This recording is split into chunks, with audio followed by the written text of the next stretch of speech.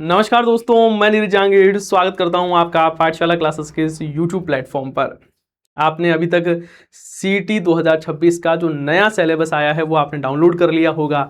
ऐसी मैं आपसे उम्मीद करता हूं सेशन को शुरू करने से पहले आप कहोगे सर ऐसा क्यों? मैं आपको हमेशा यह कहता हूं कि यदि आप किसी भी एग्जाम की तैयारी कर रहे हो तो तैयारी शुरू करने का जो पहला स्टेप है वो यही है कि आपके पास में सिलेबस होना चाहिए।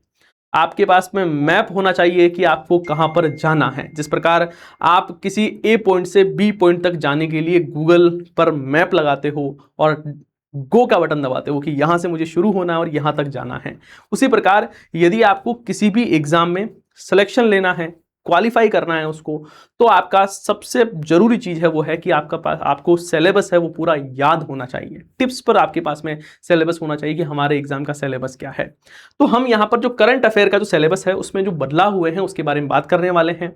कौन कौन से ऐसे टॉपिक्स हैं जो आपको नए पढ़ने होंगे उसके बारे में बात करेंगे। कौन से टॉपिक्स ऐसे हैं जिनको अब आपको पढ़ने की आवश्यकता नहीं रहने वाली है। ये जो सेशन है उसमें हम करंट अफेयर उसके साथ साथ में जो इकोनॉमिक सर्वे हैं, आपको अब ये तो पता लग गया होगा, बहुत सारे टीचर्स उन्होंने मिलकर आपको ये बता दिया कि किस टॉपिक से कितने क्वेश्चंस आने वाले हैं। तो अब आपको ये समझ में आ गया होगा कि करंट अफेयर और इकोनॉमिक सर्वे हैं वो आपके एग्जाम के पॉइंट ऑफ व्यू से इंपॉर्टेंट है और यहाँ से बहुत सारे क्वेश्चन आपको देखने को मिलने वाले हैं।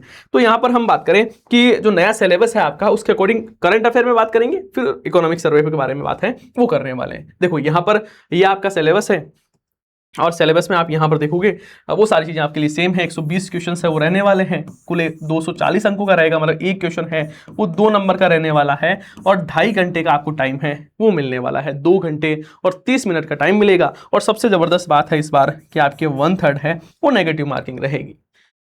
सबसे बड़ा मुद्दा ये है, आपको भी एक टीचर है उसका ये कर्तव्य है, दायित्व है कि आपको एक अच्छी गाइडेंस दे, आपको बताएं कि आपको अब करना क्या है।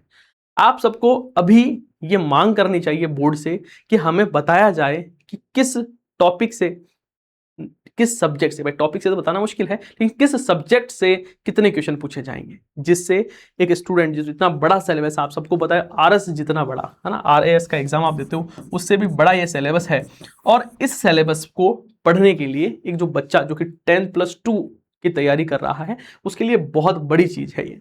तो मैं, पूरी पाठशाला की टीम और आप, ये हमारी जिम्मेदारी है कि हम कर्मचारी चयन बोर्ड के कानों में ये कहें, उनके ये आवाज पहुंचाएं कि साहब हमें बता दीजिए कि किस टॉपिक से कितने नंबर आने वाले हैं। मान लो कल को पता लगे करंट अफेयर के 2 ही क्वेश्चन आएंगे तो करंट अफेयर को आप क्यों ही पढ़ोगे, है ना। मैं ऐसा नहीं कहूंगा कि करंट अफेयर के मान लो 25 क्वेश्चन आ जाए, है ना।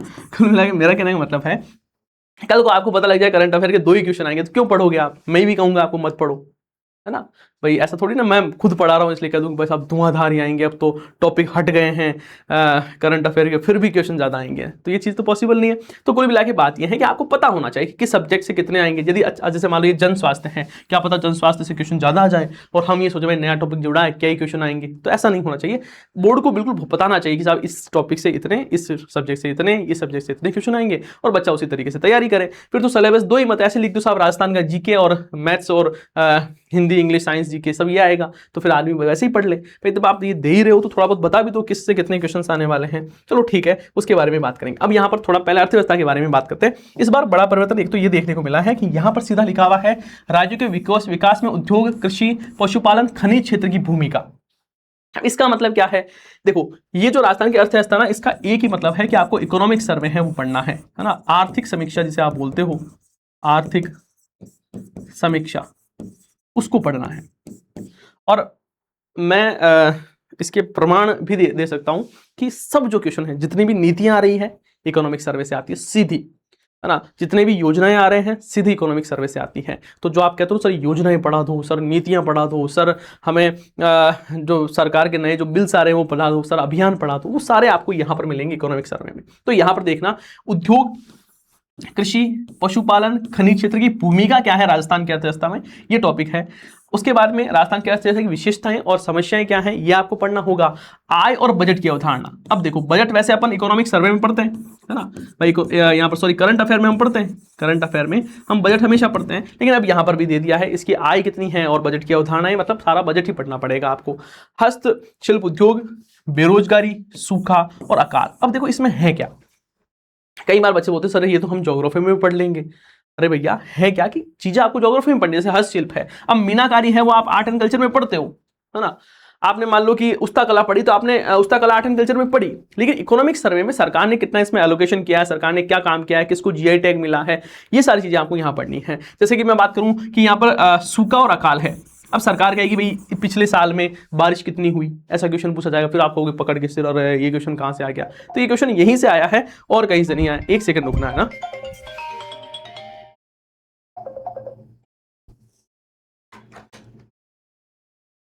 हाँ ठीक है ना, तो ये क्वेश्चन यहीं से पूछे जाते हैं और कहीं से नहीं पूछे जाते, तो ये समझना होगा आपको। अब विभिन्न कल्याणकारी योजनाएं, ये इकोनॉमिक सर्वे के अधिनियम है। अब देखो ये अधिनियम वाला पोर्शन है, वो भी आपके लिए एड ऑन हुआ है। अब ये भी आपको पढ़ना है कि अधिनियम, तो इसको थोड़ा सा स्टार लगाकर याद करो कि ये चीजें अब आपको एक्स्ट्रा तरीके से पढ़नी है। विकास की संस्थाएं, लघु उद्यम, वित्तीय संस्थाएं, ये पहले से भी था। पंचायती राज संस्थाओं के ग्रामीण विकास की भूमिका, ये भी पहले से था, है ना। महात्मा गांधी ग्रामीण रोजगार गारंटी अधिनियम, ये पहले था, लेकिन इस बार जी राम जी है उसको भी ऐड है, वो कर दिया है कि वीबी जी राम जी है, वो भी आपको करंट अफेयर इसमें इकोनॉमिक सर्वे है उसमें पढ़ना होगा। राजस्थान की अर्थव्यवस्था उसमें ये टॉपिक भी आपको पढ़ना होगा। तो ऐसे पढ़ना है, बहुत बड़ा बदलाव नहीं है, लेकिन आपको समझना होगा कि यहाँ पर क्या क्या चीजें पढ़नी है। जैसे आईजीएनपी है वो आपके सिलेबस में दिया होता था पहले, लेकिन इस बार इंदिरा गांधी कैनाल प्रोजेक्ट है वो आपके लिए नहीं दिया हुआ, तो उसको आपको नहीं पढ़ना, उसको आप स्किप है वो करना ही है आपको। हाँ आप ज्योग्राफी वाले पार्ट में यदि पढ़ना चाह रहे हो तो पढ़ सकते हो, है ना। इकोनॉमिक्स वाले पार्ट में आपको पढ़ने की आवश्यकता नहीं है, मतलब सरकार उस पर क्या कर रही है। एक चीज समझना, ये जितने भी टॉपिक्स है ना, जैसे मान लो कि कृषि है, अब आप कहोगे सर कृषि तो हम ज्योग्राफी में पढ़ते हैं, लेकिन यहाँ पर सरकार के आंकड़ा पढ़ना है कि आपसे मान लो कृषि में ये पूछ ले कि कृषि में भूमिका हमारी कितनी है ना, जीएसवी में योगदान कितना है कृषि का, आपसे ये पूछ लिया जाएगा कि साहब बताइए कौन कौन सी फसलें उसके उत्पादन में राजस्थान वो पहले स्थान पर है, तो ये चीजें आपको यहाँ पर पढ़नी होगी, ठीक है। अब हम बात करें करंट अफेयर के बारे में, समसामयिक घटनाएं। यहाँ पर देखो राजनीतिक, आर्थिक, सामाजिक, सांस्कृतिक, भौगोलिक, पारिस्थितिक, खेलकूद आदि क्षेत्रों की राज्य एवं राष्ट्रीय स्तर की प्रमुख समसामयिक घटनाएं। मतलब क्या हुआ सर, मतलब सर राजस्थान का करंट अफेयर भी आपसे पूछा जाएगा और उसके साथ साथ में भारत का करंट अफेयर भी आपसे पूछा जाने वाला है, ठीक है सर, ये तो हमें पता ही था। राजस्थान राज्य और राष्ट्र के कार्यक्रम और नीतियां, अब ये सारी नीतियां आपको पढ़नी है। जो पुरानी नीतियां हैं उसमें जो आर्थिक समीक्षा है उसमें जो डाटा दिया हुआ है इससे बाहर कुछ भी नहीं पूछा जाएगा, वो सारी पढ़ लेना। यदि आपने पढ़ी है मेरे से तो आपको पता है इकोनॉमिक सर्वे से बाहर कुछ भी नहीं जाता है, ठीक है।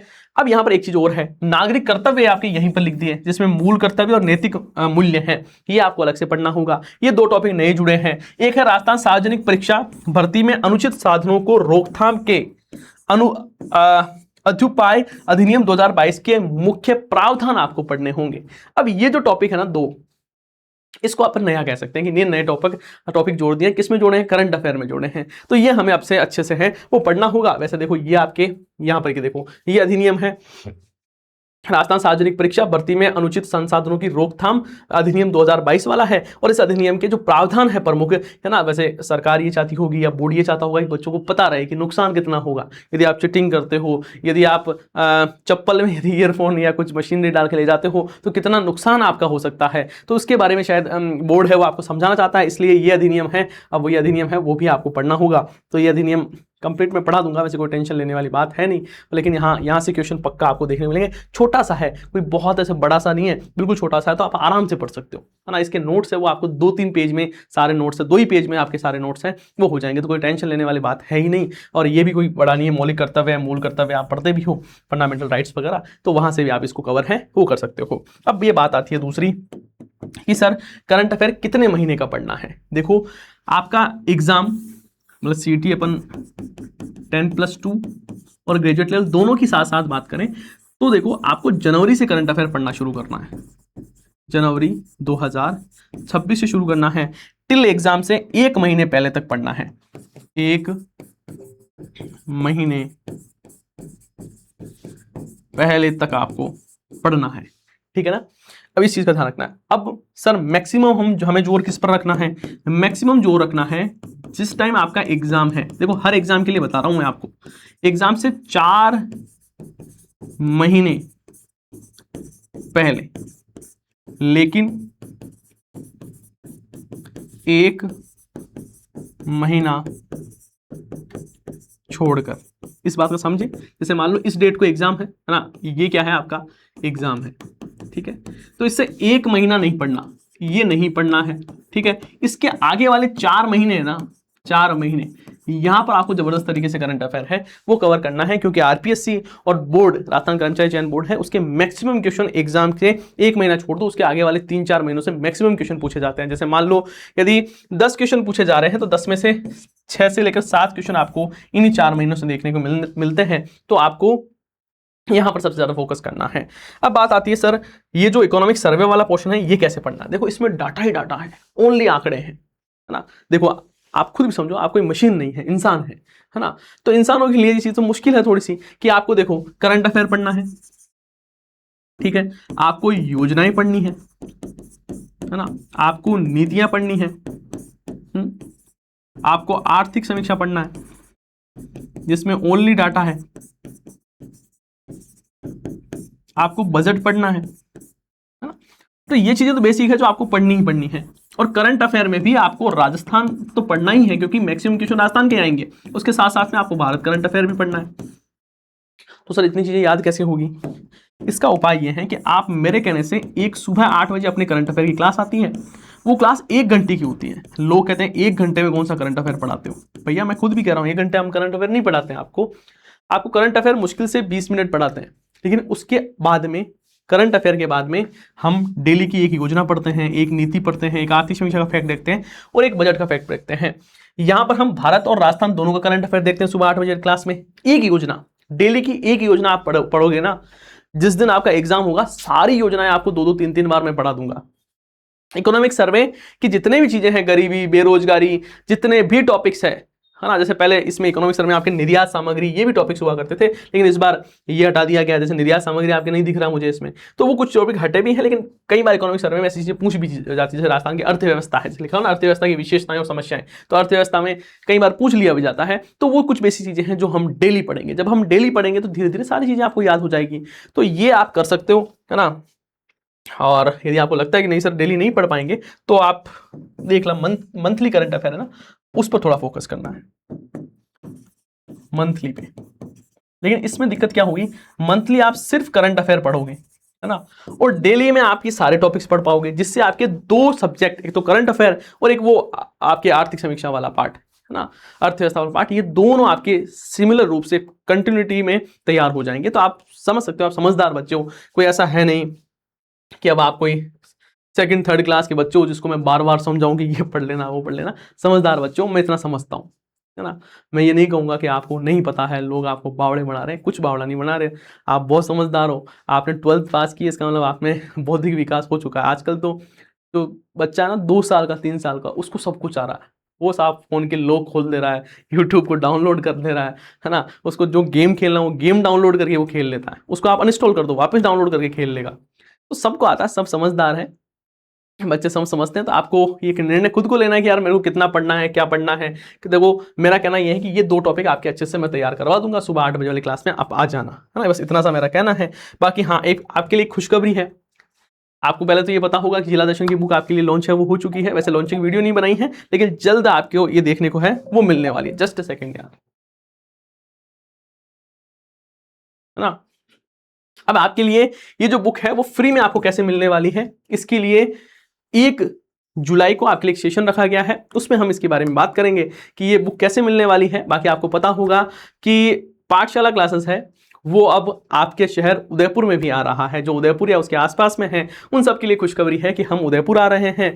बांसवाड़ा के बाद में अब हमारी नई ब्रांच है वो उदयपुर में खुलने वाली है, और मुझे पूरा भरोसा है कि आप हमें बहुत ज़्यादा प्यार दुलार है वो करने वाले हैं। तो यदि ये सेशन अच्छा लगा है तो आपको सेशन को लाइक करना है, और आपके सभी साथियों के साथ में सेशन को शेयर जरूर करना है, और 1 तारीख वाली सेशन को जरूर देखना है, जिससे आपको पता लगेगा कि कौन कौन से बड़े नवाचार हैं वो होने वाले हैं, कैसे आपको बुक्स मिलने वाली है, क्या क्या गिफ्ट आपको मिलने वाले हैं, ये सारी चीज़ें आपको पता लगने वाली है। आप सभी का बहुत बहुत धन्यवाद। साथ ही हाँ, एक चीज़ और है जो आपको बतानी थी, आपके लिए बुक है वो हमने यहाँ पर ये लॉन्च कर दी है, जिसमें 5000 से ज़्यादा आपको नए पैटर्न के क्वेश्चन है वो देखने को मिलेंगे, और कोर्स आपके लिए अवेलेबल है ही। तो आप उनसे भी तैयारी को अपने को मजबूत कर सकते हैं। बढ़िया से पढ़ना है, सिलेबस थोड़ा सा बड़ा है, लेकिन हाँ एक बार आपने बहुत अच्छे से पढ़ लिया तो बार बार पढ़ने की आपको आवश्यकता नहीं रहने वाली है। तो आप सभी का बहुत बहुत धन्यवाद। हम मिलते हैं नेक्स्ट सेशन में। जय हिंद, जय भारत।